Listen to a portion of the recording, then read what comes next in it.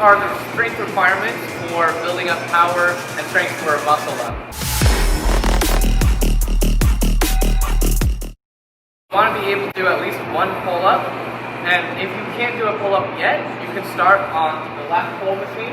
So doing a lat pull down, and you want to build up strength until you can at least do your body weight. But just because you can do your body weight on a lat pull doesn't necessarily mean that you can do a pull-up, because a pull-up is freestanding, and then a lat pull, it gives you this option. So on the lat pull, you have this leverage here with your legs. You can push up on these pads and engage your core as well as your hip flexors to help pull it down, so you have that reversal of momentum. So it is going to be a little bit easier than a freestanding pull-up, but this is actually really beneficial for your muscle up progression, because you're going to be able to use your abs or your core just like you would in a muscle up if you're using a hip. Because when you do the muscle up, you're going to need enough power to at least get to that point. Instead of just going right underneath your chin like a normal pull-up, you're going to practice doing chest pull-ups. And that's also another reason why you want to shoot for at least 120% of your body weight on the lat pull down first, until you start moving it to the bar and doing it freestanding. Just lean that slightly, 45-degree angle. You want to pull all the way down to your chest, right where your solar plexus is. You want them to be quick and explosive movements, and that's going to be super important, because you want to fill that gap where you're able to pull with your bigger muscles like your bicep and your lats and your back, and then get to this point where you're almost able to engage your chest and your triceps.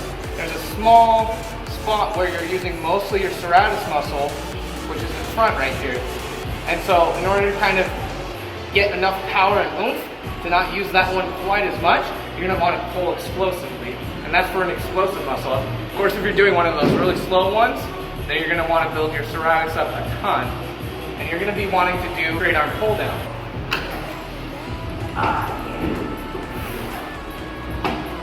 Alright, so once you're able to do at least 110% of your body weight on the lat pull down, and I would shoot for even 120% of your body weight on the lat pull down because of all the mechanics that work there. And then you can move on to doing pull-ups and practicing doing chest pull-ups. So the chest pull-up is going to be different than a normal one where you just go with the bar right under the chin. You want to go all the way down just like you were doing with the lat pull down. And you want to make sure that you're engaging your scapula, which are those two shoulder blade bones, and you pull them together, the scapular contraction. So getting into that position so that you can pull straight to your chest, and the bar will just go straight to your chest. So here's the chest pull-up real quick. You want your arms a little wider than shoulder width, and it doesn't really matter how you grip. I like to grip with my thumbs out, just because it's easier to whip around the bar when you twist your arms around for the muscle up.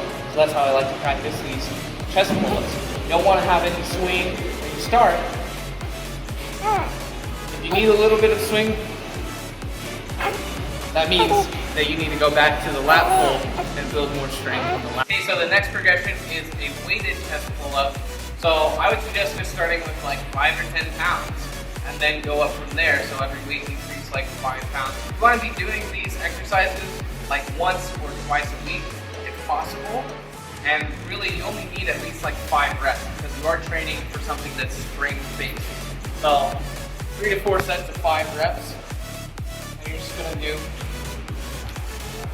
all the way up to your chest.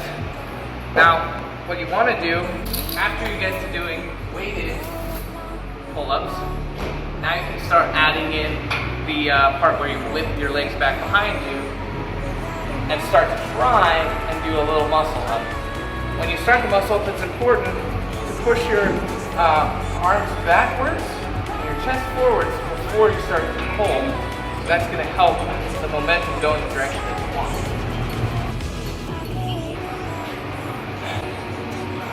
Once you get that high, then it's all triceps and chest. And so I'll show you more exercises that you can do for your chest and your triceps next week. So those are the strength requirements for a muscle up, for an explosive muscle up, and for a controlled slow muscle up as well. well.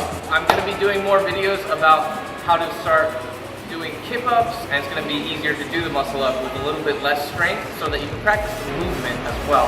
So I'm going to be posting videos about that, as well as the chest and tricep portion of doing a muscle up.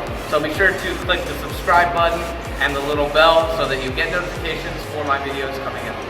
Thanks for watching. Stay parkour strong. Yeah.